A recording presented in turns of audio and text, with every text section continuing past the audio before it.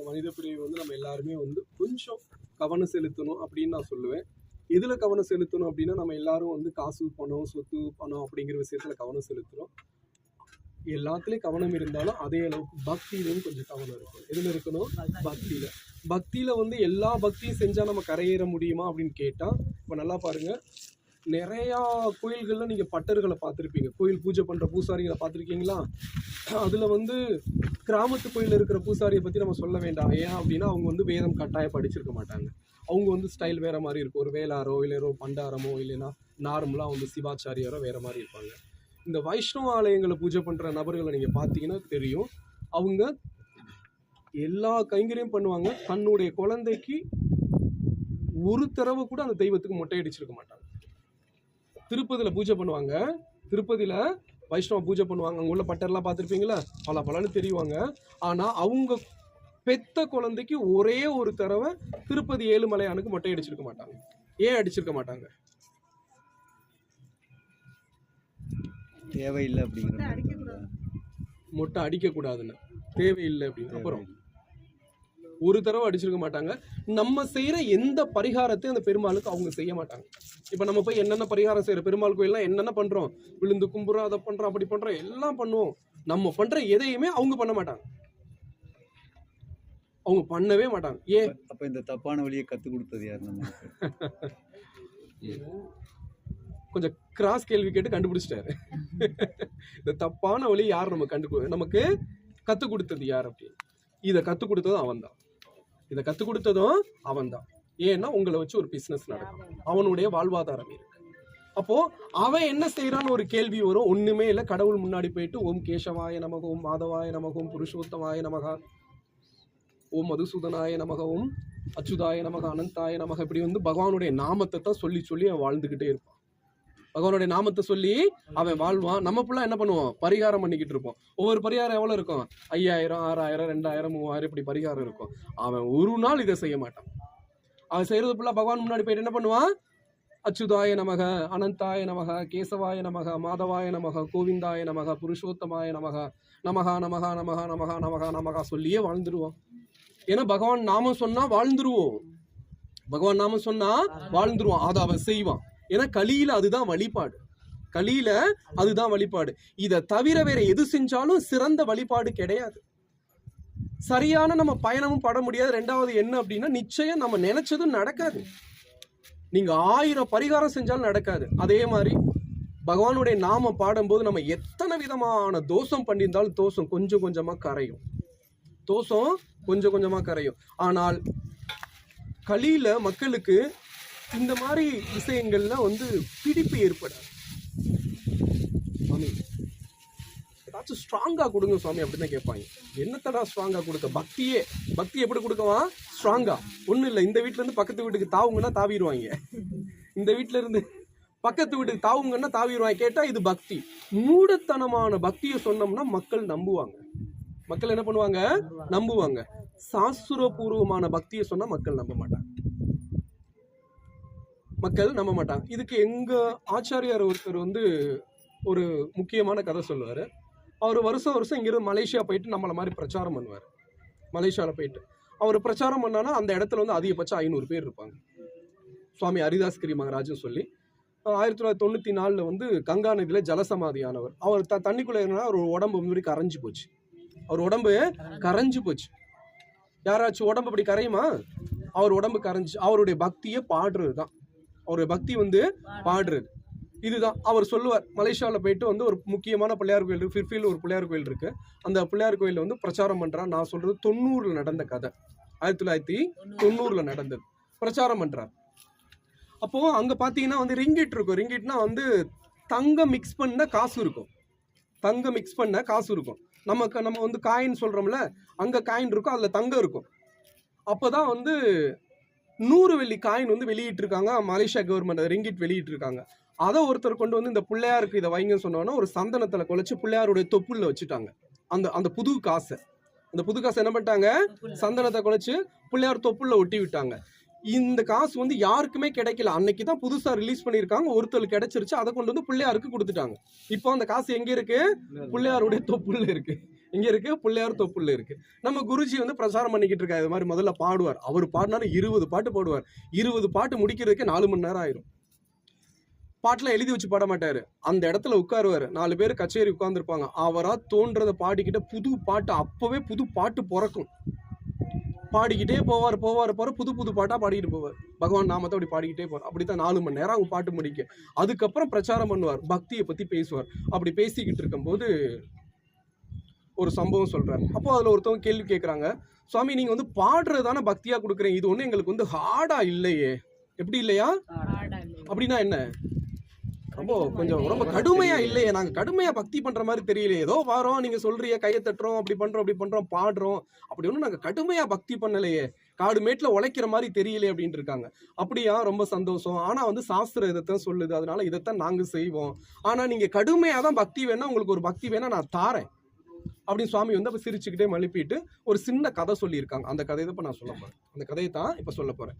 இப்போ பாடுறது என்ன அப்படின்னா, இது ஒரு விதமான தியானம். இது ஒரு விதமான தியானம். பகவான் நாமத்தை எப்படி பாடணும் அப்படின்னா, பகவான் நாமத்தை பாடும் போதே அந்த வரியில உள்ள நாமத்தை நாம அனுபவிக்கணும். அந்த நாமத்தை ராமா, கேசவா, மாதவான்னு வந்தா மாதவா அப்படின்னு தியானமா மாறணும், கேசவான தியானமா மாறணும், கிருஷ்ணான தியானமா மாறணும். அந்த கவனம் நாமத்து மேல இருக்கணும். அந்த கவனம் நாமத்து மேல இருக்கணும். அப்படி அந்த ஒவ்வொரு வரிகளையும் ஒவ்வொரு சரணத்தையும் பாடும்போது அது நமக்கு தியானமா மாறணும். அப்படி மாறிடுச்சுன்னா இதுதான் வந்து கலியுகல வந்து உயர்ந்த யோகான்னு சொல்றாங்க. இப்படித்தான் எங்களுக்கு சாஸ்திரம் கத்துக் கொடுக்குது. இதைத்தான் வந்து எல்லா பண்டிதர்களும் பண்றாங்க. உங்களுக்கு தெரியல, நான் கத்து தரேன்னு சொல்லி சுவாமி என்ன பண்றாங்க, அதுக்கு ஒரு தனியா 3 நாள் கிளாஸ் கொடுக்குறாங்க. இதுக்கு இடையில ஒரு கதை சொல்றாங்க. இந்த உலகத்துல எல்லாமே சிறந்த பக்தி தான், எதுவும் குறை சொல்லல. ஆனா அதை பண்றதுக்கு நமக்கு வந்து என்ன வேணும்? மனம் பலம் வேணும். ஒண்ணுமே இல்லை, யோகா சிறந்ததுதான். ஆனா யோகாசன முறையை யாராச்சும் பண்ண முடியுமா? பண்ண முடியாது. தியானம் சிறந்ததுதான். தியானம் எல்லாம் நம்மளால பண்ண முடியுமா? தியானம் ரொம்ப சிறந்தது. தியானம்னா எப்படி பண்ணணும்? ஒண்ணுமே இல்லை. பகவத்கீதை பகவான் சொல்றாங்க, நீ தியானம் பண்ணணுமா, நான் சொல்ற மாதிரி நீ செய்ய அப்படிங்கிறான். ஒண்ணுமே இல்லை. உன் புருவ மத்தியில உன் பார்வையை நிறுத்து. எல்லாரும் உங்களுடைய இந்த இடத்துக்கு பார்வையை கொண்டு வாங்க. இப்படி கொண்டு வாங்க. என்னத்த போறோம்? உங்களுடைய கண்ணு வந்து இந்த புருவ மத்திய பார்க்கணும். பாருங்க பாருங்க, சும்மா ட்ரை பண்ணி பாருங்க. கண்ணு வலிக்குதா? எல்லாரும் நூக்கு நுனிய பார்க்கணும். நூக்கு நுனிய பாருங்க. நூக்கு நுனிய பார்க்கணும். கொசு கடிச்சா கூட இந்த நுனியில இருந்து கவனம் போகக்கூடாது. நுனியில இருந்து கவனம் போகக்கூடாது. இப்ப நாமா பாடும்போது ஏதாச்சும் தொந்தரவு இருக்கா? கண்ணையும் பார்க்க வேணாம், மூக்கையும் பார்க்க வேணாம். கண்ணை மூட வேண்டியதுதான். பகவான் நாமத்தை அனுபவிக்க வேண்டியதுதான். இது தியானம். சரி, இந்த மாதிரி வந்து நம்மளுடைய நெத்தி புருவத்துல நம்மளுடைய மொத்த டாட்டையும் கூட நுப்பாட்டணும். பஞ்சபூதத்தை, உடலினுடைய செயலை, நம்மளுடைய அனைத்தையும் கொண்டு இங்க நுப்பாட்டணும். இல்லைன்னா மூக்கினுடைய நுனியில் நுப்பாட்டணும். உயரமான இடத்துல, தாழ்வான இடத்துல கொஞ்சமா சாப்பிட்டு அதிகமா சாப்பிடாம நல்லா தூங்கி அதிகமாகவும் தூங்கிறான். பகவான் வந்து நிறைய கட்டளை கொடுப்பார். அதையெல்லாம் ஃபாலோ பண்ணாதான் தியானம் சித்திக்கும். இது தியானம் பண்றதுக்கு யாருக்கு நேரம் இருக்கு? நாமா வச்சு இப்போ ராமா ராமா நம்ம சொன்னோம் அப்படின்னா அதிகபட்சம் எனக்கு தெரிஞ்சு 16 வந்து 20 நிமிஷத்துக்கு சொல்லி முடிச்சிடலாம். 16 மாலை. ஓகே, 20 நிமிஷம் நம்ம எல்லாருக்கும் டைம் இருக்கு. தியானம் பண்ணணும்னா, தியானம் அப்படிங்கிற விஷயத்த நம்ம பழகணும்னா ஒவ்வொரு நாளும் ஒரு 2 மணி நேரம் அப்படி உட்காரணும். அப்படியே கண்ண மூடி உட்காரணும். எத்தனை மணி நேரம் உட்காரணும்? 2 மணி நேரம் உட்கார. 2 மணி நேரம் உட்கார்ந்தாலும் மனம் என்ன பண்ணுவோம்? இப்ப இட்லி சாப்பிடலாமே, இப்ப சட்னி சாப்பிடலாமே அப்படின்னு மனம் சொல்லும். பக்கத்து வீட்டுல ஏதாச்சும் மீன் குழம்பு வாசம் வந்துச்சுன்னா முடிஞ்சு போச்சு தியானம். மூக்கு பேசு, காது பேசு, எல்லாம் பேசும். பக்கத்து வீட்டுல மீன் குழம்பு வந்துச்சுன்னா தியானம் கலைஞ்சிருச்சு. கலைஞ்சிருச்சு, அவ்வளவுதான். அந்த தியானம்னா காடு கரையில போய் உட்கார்ந்து பண்ணணும், அப்படித்தான் சொன்னாங்க. இப்ப அந்த தியானம் பண்றதுக்கு யாருக்கு நேரம் இருக்கு? இன்னைக்குள்ள சூழல்ல காசு பணத்தை தேடி, பொருளாதாரத்தை தேடி, பிள்ளைகளுக்கு வாழ்வு கொடுக்க, சாப்பாட்டுக்கு பணம் தேட யாருக்கு சூழல் இருக்கு? ஒரு நாளைக்கு ஒரு 4 மணி நேரம் 5 மணி நேரம் தியானத்துல மெனக்கிட்ட நம்ம தன்னுணர்வு பெறுறதுக்கு இப்ப நேரம் கிடையாது. யோகா முறையா செய்யல. ஏன்னா இப்படித்தான் எல்லாம் இருக்கு. அப்படி இருக்கும்போது இதுல என்ன ஒரு இது அப்படின்னா, யோகா சிறந்ததுதானா சுவாமி, தியானம் சிறந்ததுதானா சுவாமிகிட்ட பேசியிருக்காங்க சுவாமி ஹரிதாஸ்கரன். ஆமா, சிறந்ததுதான். இன்னைக்குள்ள யோகா கத்துக் கொடுக்கறவங்களும் இல்ல தியானம் கத்துக் கொடுக்கறவங்களும் இல்லைன்னா வந்து ஒரு சில விதமான வழிபாடை கத்துக் கொடுக்குற எப்படி இருக்காங்கன்னா இப்படி இருக்காங்கன்னு கதை சொல்றாரு. ஒண்ணுமே இல்லை. அந்த 100 ரிங்கிட் கதை சொன்ன ஞாபகம் இருக்கா? இப்ப எங்க இருக்கு? பிள்ளையாருடைய தொப்புல சந்தனத்துல இருக்கு.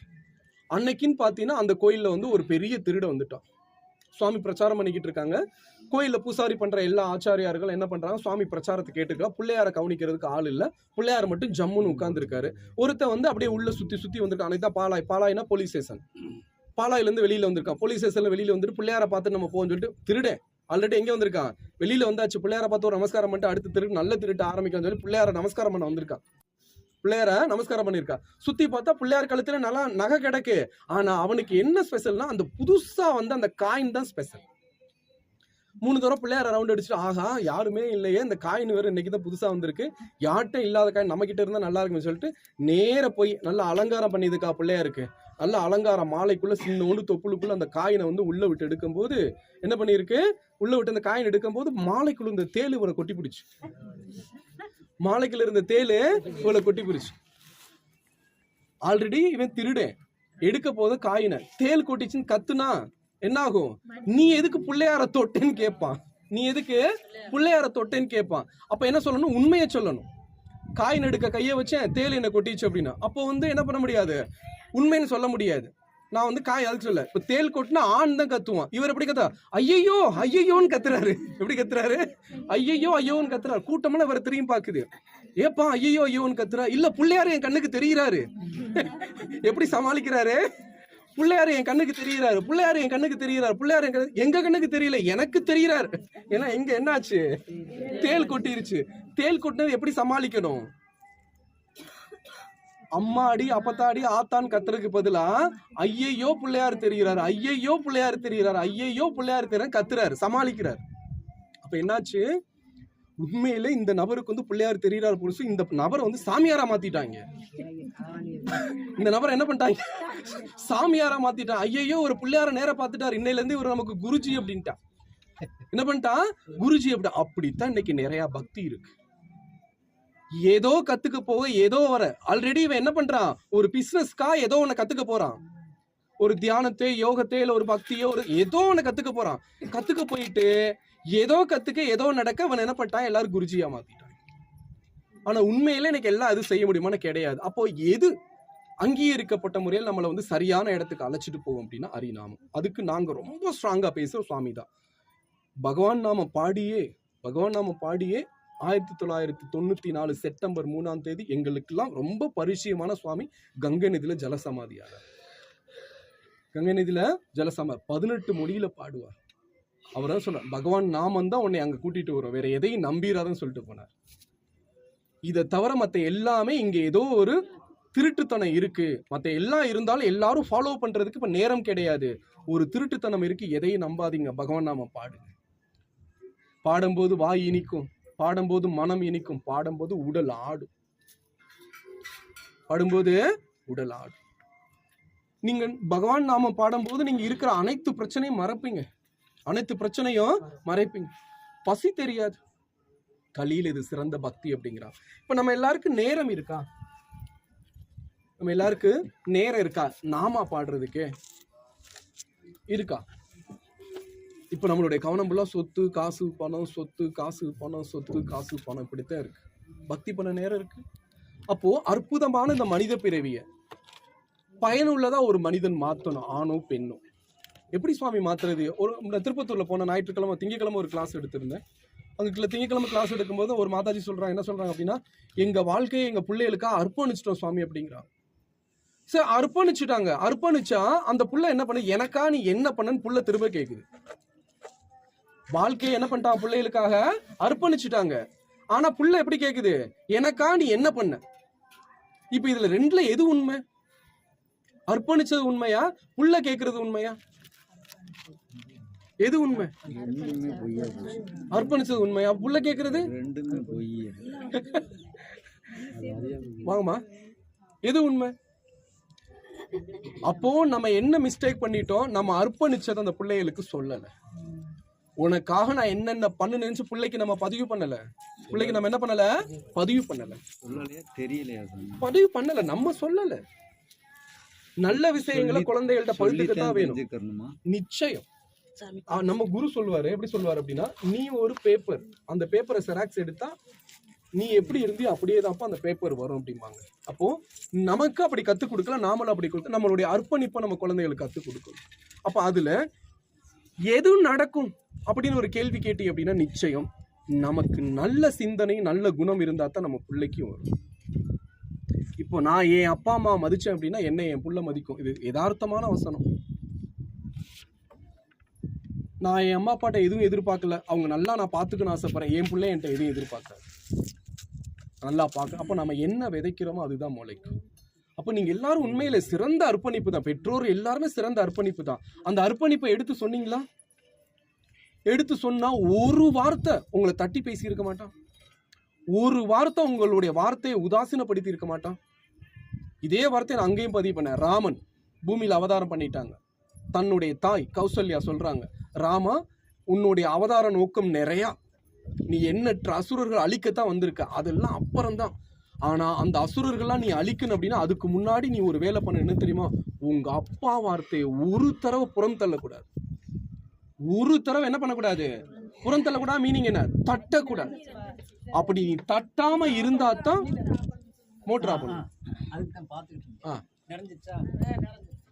ஒரு தடவை நீ தட்டாம இருந்தா தான் நீ மொத்த வேலையும் சிறப்பா முடிக்க முடியும். ராமனுடைய தாய் வந்து யாருக்கு சொல்லி கொடுக்குறாங்க? யாருக்கு சொல்லி கொடுக்குறாங்க? ராமனுக்கு. அப்போ நம்மளுடைய அர்ப்பணிப்பை நம்ம குழந்தைகளுக்கு ஒண்ணு தகப்பனுடைய அர்ப்பணிப்போ, தாய் வந்து உனக்கா உங்க அப்பா எவ்வளவு அர்ப்பணிப்பா இருக்கான்னு தாய் கத்து கொடுக்கணும். தாயினுடைய அர்ப்பணிப்பை தகப்பன் கத்து கொடுக்கணும். நமக்கா இந்த பொம்பளை எவ்வளவு வேலை பார்க்குது பாத்தியாப்பா, நம்ம தாயை வந்து நம்ம என்ன பண்ணணும்? கொண்டாடணும். அப்படி நாம குழந்தை கத்துக்கணும். இப்படி அர்ப்பணிப்புகளை விஷயம் சொன்னா தான் அந்த குழந்தைக்கு என்ன தெரியும்? என்ன தெரியும்? சில விஷயங்கள் புரிஞ்சுக்க முடியும். அதுக்கு இடையில நாம தான் பக்திக்கு ரோல் மாடல். குழந்தைகளுக்கு சரியான இடத்துக்கு போய் முறையா பக்தி பண்ணுவது நம்மளுடைய பொறுப்பு. இல்லப்பா பக்கத்துல ஒரு பிள்ளையார் கோயிலுக்கு போய் 4 உக்கி போட்டு வா. உக்கினா என்னம்மா, மீனிங் என்னம்மா அப்படின்னு கேட்டா தெரியாது. எதுக்கு போடுறது? தலையில ஏன் கொட்டிக்கணும்? ஆக்டிவிட்டியா. அப்புறம் உட்கார்ந்து ஏன் எந்திரிக்கணும் ஒரு 3 தடவை? அது காலையில ஏன் செய்யணும்? இந்த இதை காலையில தான் செய்யணும். அது ஒரு பயிற்சி. இது பக்தி இல்லை, சக்ராஸ். உடல்ல உள்ள அனைத்துமே ஆக்டிவேட் ஆயிடும். அப்ப நம்ம காலையில அதை செய்யறதுனால மெயின் ரொம்ப முக்கியம் சோம்பேறித்தனம் இருக்காது. இது பக்தியே கிடையாது, சோம்பேறித்தனம் இருக்காது, ஆக்டிவா இருப்போம். அந்த ஒரு 12 மணி நேரம் நம்மளுடைய கடமைகளை சூப்பரா ஈடுபடலாம். சயின்ஸை நம்மளுடைய மதம் பக்தின்னு சொல்லி வச்சிருக்கு. சயின்ஸை நம்மளுடைய மதம் பக்தின்னு சொல்லி வச்சிருக்கு. இதனுடைய விஷயம் கூட தெரியாம நம்ம குழந்தைகளுக்கு என்னென்ன விஷயம் கத்து எதுவுமே நம்ம கற்றுக் கொடுக்க. அப்போ நாம தான் ரோல் மாடல். அப்போ ஒரு பக்தியை, சரியான பக்தியை நம்ம இது பண்ணி அங்க நம்ம குழந்தைகளை கூட்டிட்டு போய் அங்க அடாப்ட் பண்ணி அவங்களுக்கு வந்து சில விஷயங்களை கற்றுக் கொடுத்து, மரியாதையை கற்றுக் கொடுத்து, ஒழுக்கத்தை கற்றுக் கொடுத்து, இன்னைக்கு பிள்ளைங்கள்லாம் இப்போ என்னாச்சு, நம்ம வந்து எல்லாத்தையும் இழந்துட்டோம். இப்போ நமக்கே நேரம் இல்லையே. நம்ம என்ன பண்றோம்? நமக்கே நேரம் இல்லை. சரி வாங்க.